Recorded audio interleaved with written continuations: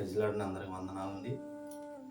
లోక సువార్తలో ఉందండి 14వ అధ్యాయం 11వ వచనంలో ఉందండి. ఏమి రాసిందంటే, తాను హెచ్చించుకున్న ప్రతి వాడును తగ్గింపబడును, తాను తగ్గించుకున్నవాడు హెచ్చించబడును. ఏమన్నందండి ఇక్కడ? తాను హెచ్చించుకుని ప్రతి వాడును తగ్గింపబడును, తాను తగ్గించుకునేవాడు ఏమన్నందండి?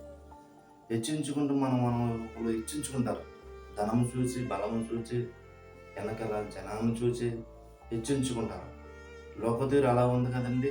నాకేంటి, నాకు బలం ఉంది, ధనం ఉంది, నా వెనకాల జనం ఉన్నారు అని హెచ్చించుకుని ఉంటారు.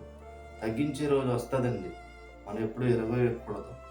మనం ఎప్పుడు మన బలము, మన ధనం చూసి మనం ఎప్పుడైనా సరే ఎరవేయకూడదు. తగ్గించదండి. దేవునికి ఒదిగి ఉండాలి. ఎలా ఉండాలి? ఒదిగి దేవునికి భయభక్తులు కలిగి ఉండాలి. మనం ఎప్పుడైతే తగ్గించుకుంటామో ప్రభువారు మనం హెచ్చింతాడండి. అంత తగ్గి ఉండాలి. మనం దేవుని దగ్గర మనం తగ్గి ఒదిగి ప్రభువుకి విధేయత కలిగి ఉంటే కనుక ప్రభువు మనల్ని హెచ్చించే దేవుడు. హెచ్చించాలని ఆయనే, మన యేసయ్య తగ్గించాలని. మనం ప్రభువుకి మనం ఎలా ఉండాలి?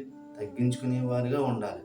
తగ్గించుకునే వారిగా ఉంటే మన ప్రభు హెచ్చిస్తాడు.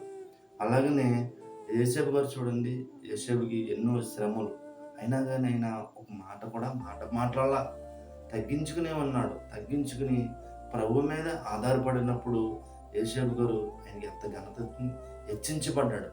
ఉన్నతమైన స్థానానికి